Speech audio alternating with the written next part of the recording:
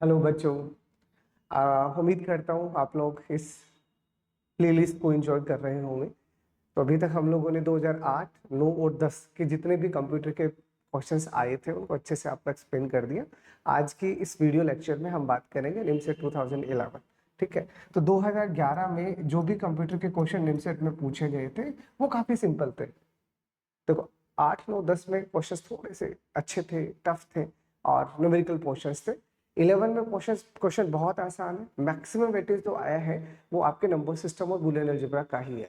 तो questions obvious है, इनसे रिलेटेड कैसे होंगे, आसान ही होंगे, है ना। तो चलो वन बाय वन करके जो भी हमारे क्वेश्चंस आए हुए हैं उनको अच्छे से समझते हैं, ताकि इनसे रिलेटेड अगर कोई क्वेश्चन आपके एग्जाम में आ जाए तो आप आसानी से कर पाओ।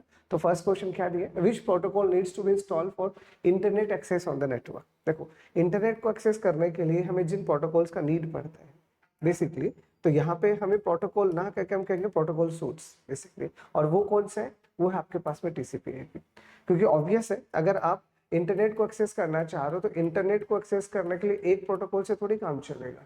इंटरनेट को एक्सेस करने के लिए हमें पूरा प्रोटोकॉल सूट चाहिए होगा, पूरा मॉडल चाहिए होगा। और उसी मॉडल को अपन क्या बोलते हैं, TCP IP model, transmission control protocol plus IP protocol. तो यहाँ पे हमारा करेक्ट आंसर कितना आ जाएगा, ए। ठीक है, नेक्स्ट आपसे क्या पूछे, ए पेटाबाइट रिप्रेजेंट्स अप्रोक्सीमेटली। तो देखिए, ये these are the memory units. और उम्मीद करता हूँ मेमोरी यूनिट्स तो आपने याद कर ही रही होगी कल, like first of kilobyte, then megabyte, then आपके पास में gigabyte, terabyte, petabyte, exabyte, zettabyte and yottabyte. Basically जो वेल नॉन अभी तक की जो यूनिट्स है, यू हैव टू मेंबर। और किलो का मतलब होता है 2 का पावर 10, मेगा का मतलब होता है 2 का पावर 20, गीगा मतलब होता है 2 का पावर 30, टेरा मतलब 2 का पावर 40, पैटा मतलब 2 का पावर 50, एक्सा मतलब 2 का पावर 60, जेटा मतलब 2 का पावर 70 और येटा मतलब 2 का पावर 80। तो वैसे भी इनसे रिलेटेड क्वेश्चंस और भी बन सकते हैं। तो you have to memorize all the units. आपको सारी की सारी यूनिट निकाल लेनी है। अब हमें क्या पूछे कि आपका एक पेटाबाइट कितना होगा। तो देखो, पेटाबाइट की अगर हम बात करते हैं यहाँ से, तो ये हमारे पास में पेटाबाइट है।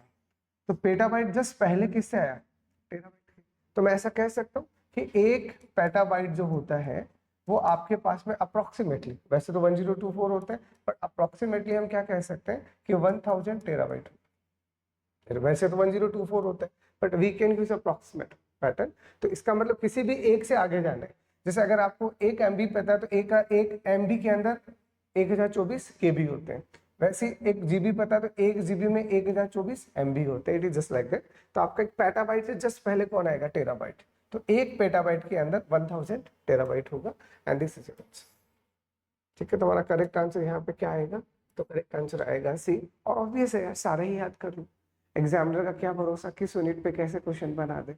और वैसे तो आप समझदार हो ही, तो इसे अच्छे से याद कर ले। Next, the ASCII code of A. देखो, ए का आस्की कोड हमसे पूछा जाता है, तो कैपिटल ए का आस्की कोड कितना होता है, तो कैपिटल ए का आस्की कोड होता है 65।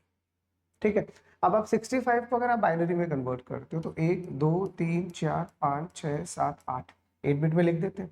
और 64 यानी 1 2 3 4 5 और 6, ये 64 आ गया और ये आपके पास में आ गया 65।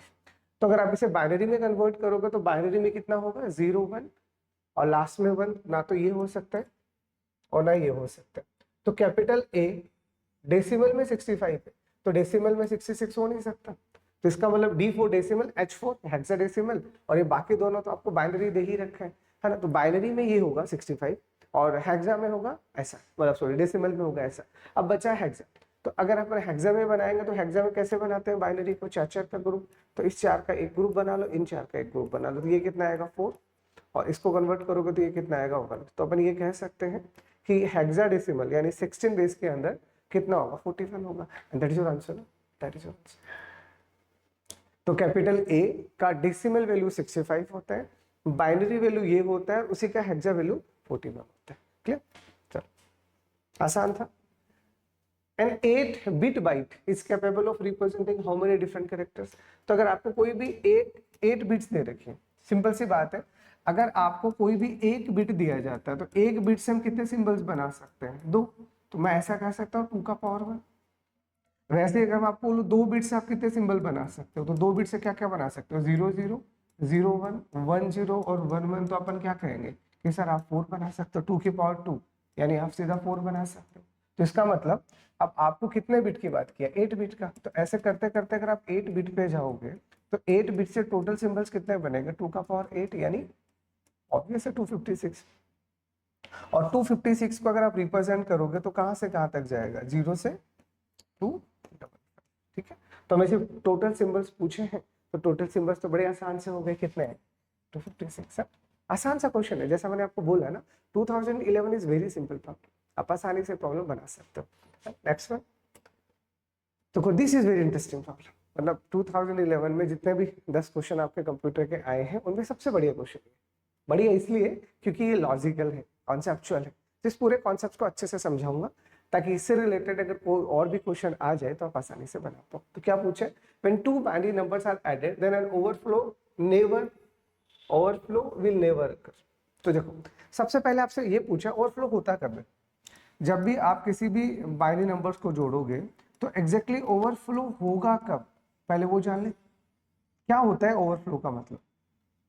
तो जब भी आप बाइनरी नंबर्स को जोड़ते हो तो ओवरफ्लो होने के दो मतलब, कैसे, या तो आप कोई भी दो पॉजिटिव नंबर जोड़ रहे हो, आप कोई भी दो पॉजिटिव नंबर जोड़ रहे हो उसका रिजल्ट नेगेटिव आ जाए, या फिर आप कोई भी दो नेगेटिव नंबर जोड़ रहे हो, कोई भी दो नेगेटिव नंबर जोड़ रहे हो उसका रिजल्ट पॉजिटिव आ जाए।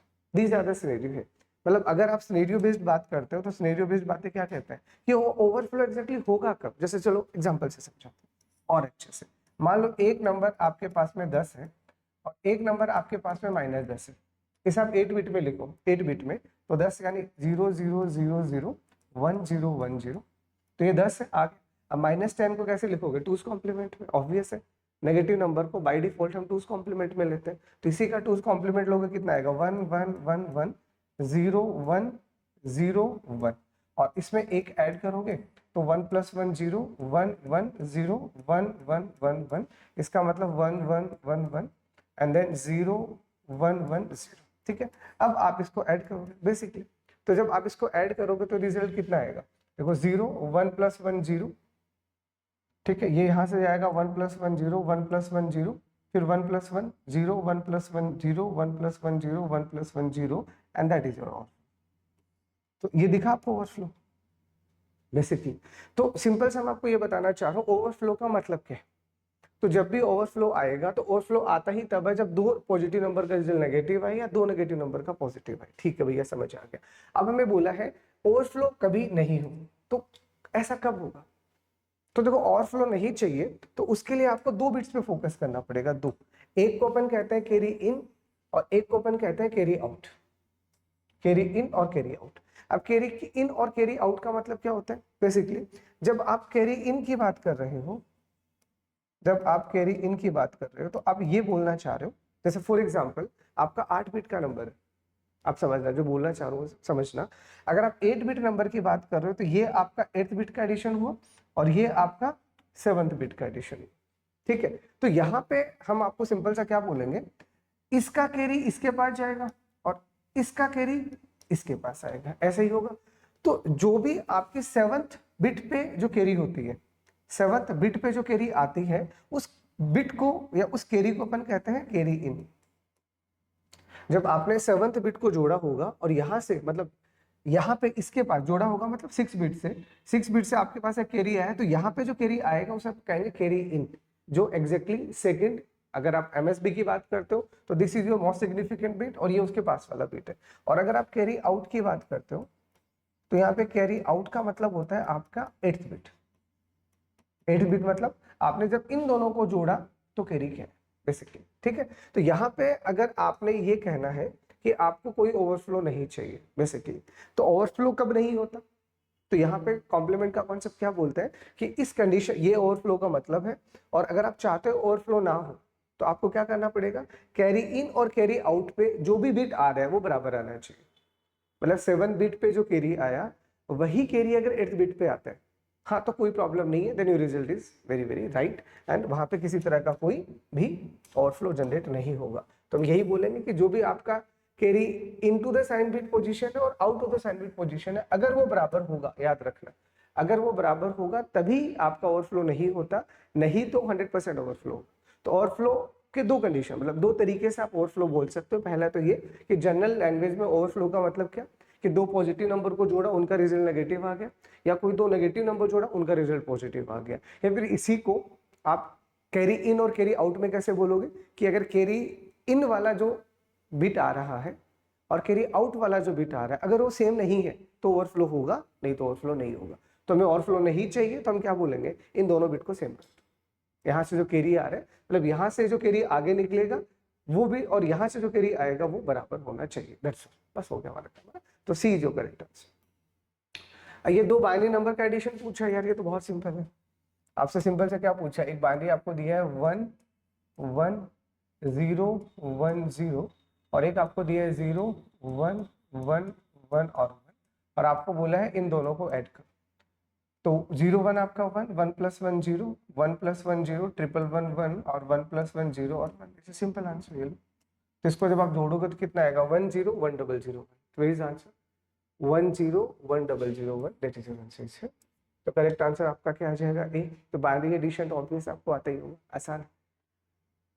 नेक्स्ट, ओके, अब आपको यहाँ पे दिया एक्स एंड वाई है, वो कुछ बुलियन वेरिएबल्स है। प्लस का मतलब और है, वो तो बाय डिफॉल्ट वैसे भी होता है, और डॉट का मतलब एंड है, वो बाय डिफॉल्ट वैसे ही होता है। अब आपको एक सिंपल बुलियन एक्सप्रेशन दिया गया है x × x + y, ठीक है, और आपको बोलते हैं इसका सिंप्लीफाइड वर्जन। तो आसान है, तो जस्ट ओपन द ब्रैकेट या अप्लाई द डिस्ट्रीब्यूटिव लॉ। तो डिस्ट्रीब्यूटिव लॉ लगाओगे तो कैसे आएगा, जैसे ब्रैकेट खोलते हैं, x × x कितना होता है x, अरे a × a तो a ही होता है ना, ऐसा हो जाएगा। और यहाँ से अगर आप x कॉमन लोगे तो इट इज 1 + y, और क्या पढ़ा 1 + एनीथिंग इज 1, तो रिजल्ट कितना है, यानी इसको सिंप्लीफाई करोगे तो रिजल्ट आपका कितना आएगा x। It's a simple Boolean algebra postulates for the theorem, so आपको याद होगा, है ना। तो D is your answer. The next one आपसे पूछा इनमें से कौन सा रूल बुलियन अलजेब्रा में वैलिड नहीं है। तो देखो पहला रूल बिल्कुल, तो 1 + एनीथिंग इज ऑलवेज 1। 1 मतलब ट्रू। तो अगर 1 आपका ट्रू है तो a भले ही 0 हो भले ही 1 हो, 1 ही आएगा, ट्रू ही आएगा, तो बिल्कुल सही बात है। a इज ऑलवेज है, बिल्कुल सही बात है। a + 0 इज ऑलवेज a, बिल्कुल सही बात है। तो ये तीनों सही है। a = a कॉम्प्लीमेंट होता है, अरे नहीं होता है, ऐसे कैसे हो जाएगा, मतलब ये अगर 0 है तो ये 1 है, और ये 1 है तो ये 0 है, तो क्या 0 और 1 बराबर होते हैं, नहीं होते। It means this is not a valid rule, remaining are the valid rules, कोई प्रॉब्लम नहीं है। तो B is your answer. The next one, the least significant bit of the binary number which is equivalent to any odd decimal number। देखो एक होता है आपके पास least significant bit और एक होता है मोस्ट सिग्निफिकेंट बिट। उम्मीद करता हूँ आपको पता होगा। जैसे मैं कोई भी एक बाइनरी नंबर लिखता हूँ, ये मैंने बाइनरी नंबर लिखा, तो उसमें से जो सबसे राइट मोस्ट नंबर होता है उसको बोलते हैं हम लोग मोस्ट सिग्निफिकेंट बिट, और सबसे ये लेफ्ट मोस्ट है ना, और जो राइट मोस्ट होता है उसको अपन बोलते हैं एमएसपी नहीं सॉरी एलएसपी। तो ये आपके पास लिस्ट सिग्निफिकेंट बिट होता है, ये आपका मोस्ट सिग्निफिकेंट बिट होता है। अब आपको क्या लिखना है, आपको ओड नंबर लिखना है। तो देखो किसी भी ओड नंबर को आप लिखो, मान लो 4 बिट में लिख रहे हो फॉर एग्जांपल, तो 4 बिट में अगर आप 1 को लिखोगे कैसे लिखोगे 0 0 0 1, 3 को लिखोगे कैसे लिखोगे 0 0 1 1, 5 को लिखोगे कैसे लिखोगे 0 1 0 1, 7 को लिखोगे कैसे लिखोगे 0 1 1 1। तो आपको क्या फोकस करना है, आपको फोकस करना है सिर्फ आपका LSB, this is your LSB. तो कोई भी ओड नंबर होगा तो उसका एलएसबी कितना होगा, 100% 1 होगा। अगर ये 1 होगा ही नहीं, अगर यहाँ 0 आ गया तो नंबर इवन बन जाएगा, ठीक है। तो अगर आपको इवन नंबर चाहिए तो एलएसबी 0 आएगा, और ऑड नंबर चाहिए तो एलएसबी 1 आएगा। तो आपसे तो क्या पूछा है, आपसे तो पूछा भैया ऑड चाहिए, हाँ तो ऑड चाहिए तो हम क्या कहेंगे, भैया एलएसबी को आप 1 कर दीजिए, वो हमेशा ही ऑड मिलेगा आपके सामने। आप कोई भी ऑड डेसिमल का बाइनरी निकाल के देखो, एलएसबी हमेशा ही 1 आता है। द नेक्स्ट वन, ओके, ये सिंपल और अच्छा प्रॉब्लम है, Boolean algebra, mathematics plus Boolean algebra, the combination of both. तो देखो यहाँ पे आपको सिंपल सा क्या दिया है, पहले समझो। देखो which of the following boolean expression represent the shaded portion of the Venn diagram, here dot represent and plus represent or। तो देखो यहाँ पे बुलियन अलजेब्रा हमें क्या सिखाता है, पहले बुलियन अलजेब्रा को छोड़ो, हम सेट थ्योरी पे आते हैं। तो मैथमेटिक्स में हमें सेट थ्योरी क्या कहता है कि किस पोर्शन को आप क्या बोलोगे, किस पोर्शन को आप क्या बोलोगे। तो अब वो आप पे डिपेंड करता है कि आप चीजों को लिखना कैसे चाह रहे हो। आप पे रिप्रेजेंट करता है आप चीजों को लिखना कैसे चाह रहे हो। तो इस वाले पोर्शन को अगर आप पूरा लिखना चाहो, जैसे ये वाला एक पोर्शन, ये वाला पूरा पोर्शन, तो इस वाले को अपन क्या लिख सकते हैं, एक्स एंड, अरे सिंपल सा, अगर इसे आप सेट थ्योरी में लिखते हैं तो कैसे लिखते हैं, इंटरसेक्शन, तो एक्स इंटरसेक्शन जेड ऐसे लिखते हैं। अगर आप इसे सेट थ्योरी में लिखते हैं तो आप कैसे लिखते हैं, एक्स इंटरसेक्शन जेड, ये हो गया।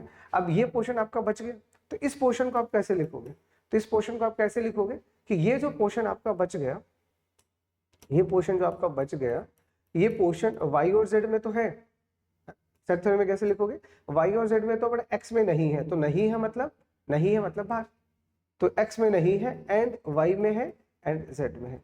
It is a simple simple Boolean algebra, मतलब सिंपल सेट थ्योरी। ओके, अब इसको अपन बुलियन अलजेब्रा में लगाएंगे तो यहाँ पे इंटरसेक्शन मतलब एंड, तो इसका मतलब पहले वाला क्या आ रहा है, x इंटू जेड, और दूसरा वाला क्या आ रहा है, x bar into Y into Z, और दोनों ही आ रहे हैं तो अप्लाई द प्लस है। इसका मतलब इसको जब आप सिंप्लीफाई करोगे तो ये वाला पोर्शन आपका x एंड z का आ गया, ये वाला पोर्शन आपका y एंड z है बट x नहीं है, तो x बार y z आ गया, सिंपल। अब इसको सिंप्लीफाई कर लो, तो इसमें से अगर आप z कॉमन लोगे तो कितना आएगा, x plus x bar into Y, और यहाँ पे क्या करो आप, यहाँ पे डिस्ट्रीब्यूटिव लॉ लगा दो, तो डिस्ट्रीब्यूटिव लॉ कैसे लगाओगे, x प्लस एक्स बार अलग हो जाएगा और x प्लस वाई अलग हो जाएगा, x plus x bar is 1 and 1 into anything is 1, तो क्या बचेगा, z के साथ में आपके पास में तो या तो यही होगा या इस पे डिस्ट्रीब्यूटिव लॉ लगा दो, पर ठीक है कॉन्सिडेंटली हमारे पास यही आंसर दे रखा है, तो बी इज योर आंसर। तो this is very interesting problem, basically ये प्रॉब्लम गेट से इंस्पायर्ड है, ऐसे क्वेश्चन पहले गेट में भी पूछे गए थे, तो अब अगर कोई भी क्वेश्चन आता है समझना ये अच्छा क्वेश्चन है और ऐसे और भी क्वेश्चन बन सकते हैं।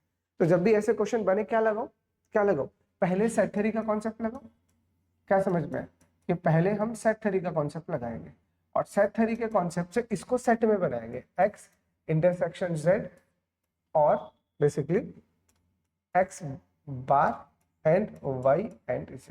तो पहले आप इसे सेट थ्योरी में बनाओ और जैसे सेट थ्योरी बन जाए इसके ऊपर बुलियन अलजेब्रा लगा दो। तो बुलियन अलजेब्रा क्या कहते हैं कि जहां एंड है वहां डॉट लगा दो, जहां और है वहां पे प्लस लगा दो, simple and convert in get your answer, है ना। तो वेरी इंटरेस्टिंग प्रॉब्लम है ना। तो उम्मीद करता हूँ आपने ये लेक्चर अच्छे से एंजॉय किया होगा। अगर फिर भी कोई डाउट आपका रहता है तो प्लीज कमेंट, हम उसका जरूर आंसर देंगे। Okay, thank you.